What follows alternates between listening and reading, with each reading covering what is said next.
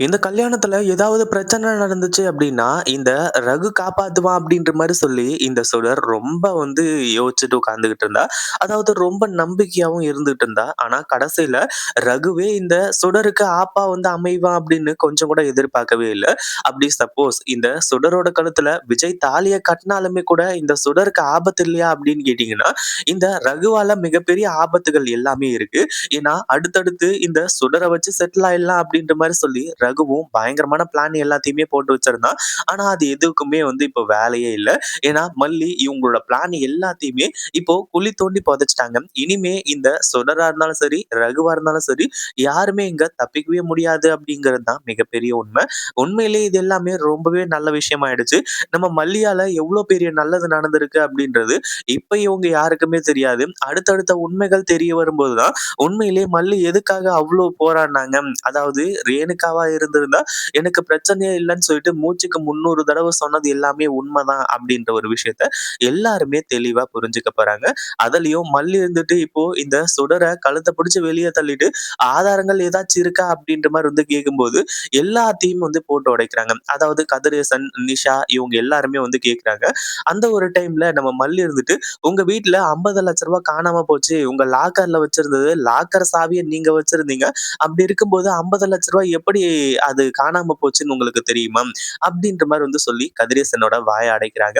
அந்த ஒரு டைம்ல உங்க வீட்ல இருந்தது நீங்க, அதே மாரி உங்க மூத்த பொண்ணுன்னு சொல்லிட்டு வந்து சொல்லிட்டு இருக்கக்கூடிய இந்த சுடரு, அடுத்ததா உங்க வீட்டு வேலைக்காரி, இவங்கள்ல யார் அந்த பணத்த திருடுனாங்கன்னு உங்களுக்கு தெரியுமா? இந்த சுடர் தான்.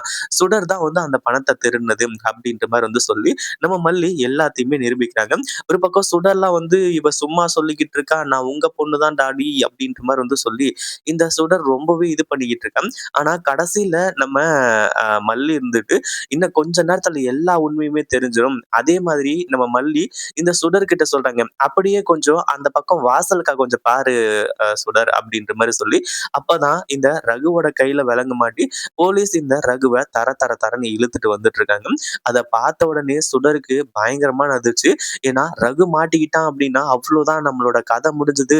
இவன் என்ன சொல்லி வச்சிருக்கான்னு தெரியலையே அப்படின்ற மாரி சொல்லி, சுடர் ரொம்ப வந்து பயந்துட்டு உட்கார்ந்துட்டு இருக்கா. ஆனா, அதே சமயத்துல இப்படி நடக்கும் அப்படின்னு எதிர்பார்க்கவே இல்ல. அப்படி என்னாச்சு அப்படின்னு பார்த்தீங்கன்னா, வந்த ரகு இருந்துட்டு, சுடர் இதுக்கு மேல நம்மளால தப்பிக்கவே முடியாது. நம்ம தான் அந்த ரூ. 50,00,000 திருடினோம் அப்படின்ற ஒரு விஷயத்த ஆதாரத்தோட கண்டுபிடிச்சுட்டாங்க அப்படின்ற மாரி வந்து சொல்லி, இந்த சுடர் கிட்ட சொல்ல ஆரம்பிச்சுறாங்க. உடனே இந்த சுடர் இருந்துட்டு பயங்கரமான ஒரு ஆக்டிங்க வந்து குடுக்குறா. எப்படியாச்சும் இதுலருந்து தப்பிச்சிடலாம். நம்ம தான் ரேணுகா அப்படின்ற மாரி சொல்லி கன்ஃபார்ம் பண்ணிடலாம் அப்படின்னு சொல்லிட்டு, அதாவது இந்த ரகுவெல்லாம் யாருன்னே தெரியாது. எனக்கு யாரு, என்ன, ஏதுன்றது ஒண்ணுமே தெரியாது. அப்படி இப்படின்ற மாரி வந்து சொல்லி, ஆனா வந்த போலீஸ் சும்மா இருக்கணுமே, ஆதாரங்கள எடுத்து விளாசுறாங்க. அது எல்லாத்தையுமே பார்த்ததுக்கு அப்புறமா சுடருக்கே ஒரு கிளாரிஃபிகேஷன் வந்துருச்சு. ஐய்யய்யோ! நம்ம இவ்ளோ வசமா மாட்டிக்கிட்டோம். இனிமே நம்மளால தப்பிக்கவே முடியாது. அவ்வளோதான் இத்தோட வந்து நம்மளோட கதை முடிஞ்சுது அப்படின்ற மாரி வந்து சொல்லி, அதே மாரி ரகு இங்க வந்து எல்லா உண்மையுமே வாக்குமூலமா குடுக்க ஆரம்பிச்சாராம். அதாவது சுடர இங்க கூட்டிட்டு வந்ததுக்கான காரணம் என்ன? சுடர் யாரு? என்ன? ஏது? அப்படின்றது எல்லாத்தையுமே வந்து டீட்டெயிலா வந்து சொல்றாங்க. இத கேட்டதுக்கு அப்புறமா எல்லாருக்குமே பயங்கரமா எதிர்ச்சு. அதுவும் இல்லாம இந்த அ அதாவது கதிரேசனோட வீட்டுக்கு வந்தது, அது மட்டும் இல்லாம விஜய் கிட்ட அவங்க ஒய்ஃப் மாரி நடிச்சது, இது எல்லாத்துக்குமே காரணம் அந்த டெண்டர் தான். டெண்டர வந்து அ ஃபைல எடுக்கிறதுக்காக தான் நாங்க வந்தோம். அப்படின்ற மாரி வந்து சொல்லி எல்லாத்தையுமே டீட்டெயிலா சொல்லிர்றாங்க. இத கேட்டதுக்கு அப்புறமா உண்மையிலேயே எல்லாருக்குமே பயங்கரமான ஷாக்கு. அதே மாரி சுடர் இப்போ வசமா மாட்டிக்கிட்டா. இதுக்கு மேல நம்மளால தப்பிக்க முடியாது சுடர். ஏற்கனவே எவ்வளவோ வேலை எல்லாத்தையுமே பார்த்துட்டோம். அதுவும் இல்லாம நம்ம எவ்ளோ பெரிய தப்பெல்லாம் பண்ணியிருக்கோம்னு சொல்லிட்டு இப்ப புரியுதா? அப்படின்ற மாரி வந்து சொல்றாங்க.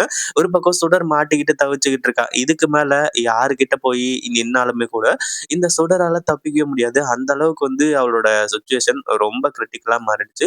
அதே மாதிரி நம்ம மல்லி இருந்துட்டு, "இப்ப என்ன சொல்ற சுடர்? நீ வந்து இப்பவும் நான் அதாவது ரேணுகா அப்படின்ற மாரி வந்து சொல்லி போராடணும்னு நினைக்கிறியா? இன்னும் பல உண்மைகள நான் இங்க தெரியப்படுத்த போறேன். அதாவது நீ என்ன பண்ணாலுமே சரி, நீ தப்பிக்க போறதே கிடையாது. அதனால உன் வாயாலேயே நீ உண்மை எல்லாத்தையுமே ஒத்துக்கிட்டன்னு வையேன், இப்படியே பிரச்சனை முடிஞ்சிரும். இல்ல அப்படின்னா, உன்ன இங்கேயே நான் அடிச்சு கொல்றது கூட தயங்க மாட்டேன். அந்த அளவுக்கு நான் பயங்கர கோவத்துல இருக்கேன்." அப்படின்ற மாரி வந்து சொல்லி பல்லி சொல்லிட்டு இருக்காங்க. கடைசியா என்ன ஆச்சு அப்படின்னு பார்த்தீங்கன்னா ஒரு பக்கம் நம்ம விஜய் இருந்துட்டு, இவ்ளோ மல்லி சொன்னதுக்கு அப்புறமா, இந்த சுடர வந்து சும்மா விடக்கூடாது. அதாவது உண்மைய சொல்லு. நீ மல்லி சொல்ற மாரி, நீ சுடர் தானா? அப்படின்ற மாரி வந்து விசாரிச்சுக்கிட்டு இருக்காங்க. அதுக்கப்புறம் தான் வந்து நம்ம அ அதாவது சுடர் இருந்துட்டு, அவ்வளோதான் இதுக்கு மேல வந்து நான் சொல்றதுக்கு எதுவுமே இல்ல. உண்மைய சொல்லி தான் ஆகணும். வேற வழியே கிடையாது அப்படின்ற மாரி வந்து சொல்லி, உண்மை எல்லாத்தையுமே அவ வாயாலேயே ஒத்துக்கிறா. அதே மாதிரி இதுக்கு மேல என்னால தப்பிக்க முடியாது அப்படின்ற மாரி வந்து சொல்லி அவளே வந்து சொல்லிறா. அந்த ஒரு டைம்ல விஜய், அடுத்ததா நிஷா, கதிரேசன் இவங்க எல்லாருமே பயங்கரமா நம்ம மல்லி கிட்ட கதறி அழுறது மட்டும் இல்லாம, "நாங்க எவ்ளோ பெரிய முட்டாள்தனத்த பண்ண பார்த்திருந்தோம் அப்படின்னு சொல்லிட்டு இப்பதான் புரியுது. அதே மாதிரி உண்மையிலேயே அடுத்தடுத்து வந்து நீ எல்லா விஷயத்தையும் புரிய வச்சு, அதுவும் இல்லாம வெண்பாவோட வாழ்க்கையிலருந்து எல்லாத்தையுமே காப்பாத்திருக்க மல்லி" அப்படின்ற மாரி வந்து சொல்லி, அவங்க எல்லாருமே நன்றியும் வந்து சொல்றாங்க. விஜய் தான் ரொம்ப ஆனா விஜய் வந்து பண்ணதுலயே மிகப்பெரிய நல்ல விஷயம் அப்படி என்ன பண்ணாரு அப்படின்னு பார்த்தீங்கன்னா, நம்ம மல்லிய எந்த ஒரு காரணத்த கொண்டு அந்த அளவுக்கு மிக பெருசா திட்டல. அதாவது கொஞ்சம் வருத்தப்பட்டாரே தவிர, நம்ம மல்லி இப்படி பண்றாங்க.